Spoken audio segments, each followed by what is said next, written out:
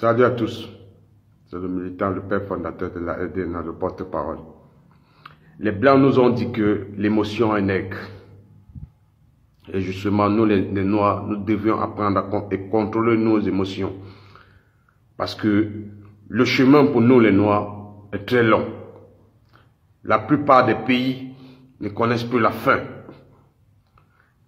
Par contre, nous les Noirs, nous avons encore un problème de faim, problème de soins, problème d'éducation. Il y a des pays en Afrique là où toute une commune n'a pas d'école, n'a pas d'hôpitaux. Il n'y a rien, il n'y a rien. Les gens disent, Luther King, Malcolm X, ils ont milité pour les droits civiques.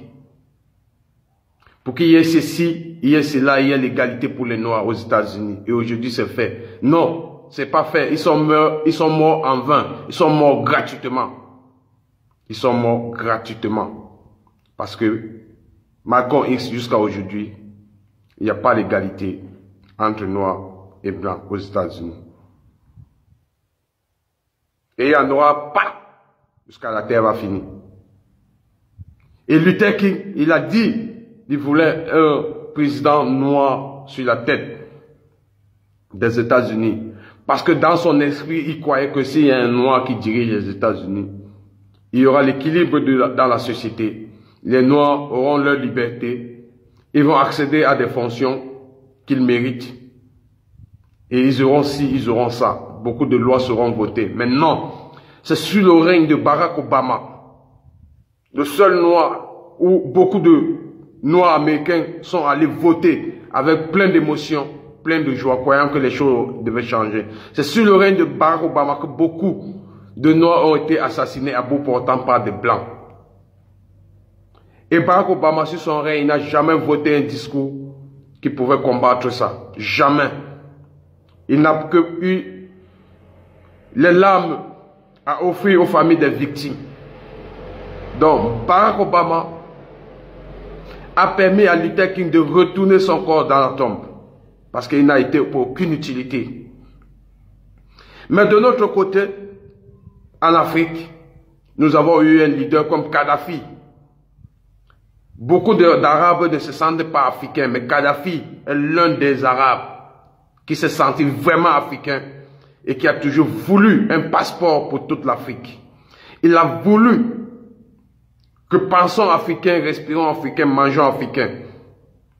Mais ce sont ces homologues africains qu'on a utilisés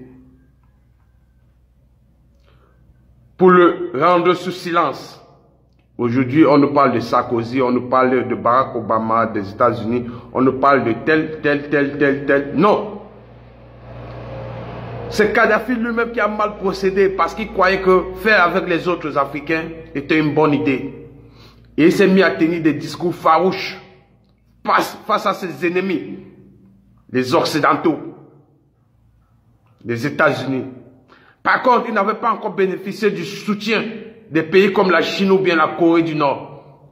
Parce que c'est des gens que si Kadhafi les avait contactés, ils ne seraient pas morts comme ça, comme une poule.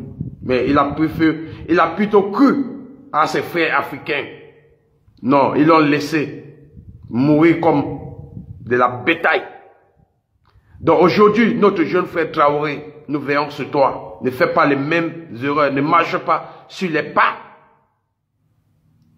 de Kadhafi, ne marche pas sur les pas de Thomas Sankara, ne marche pas sur les pas du président tchadien qui a tenu des discours farouches face aux médias français et on ne lui a pas donné un mois.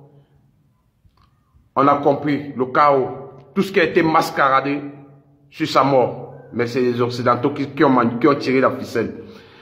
Je te dis, je te redis, en tant que porte-parole, jeune frère Traoré, beaucoup de gens ne vont pas croire, mais si tu continues à tenir des discours farouches, tu seras applaudi par les Noirs émotionnés, mais ta mort sera pas loin. Ils vont t'assassiner comme une poule. Fais très attention, reste sur silence et écoute ce que nous allons te dire parce que nous savons ce qui se passe dans l'homme. En tant que militant porte-parole, envoyez ce message à Ibrahim Traoré. Salut, ciao, ciao.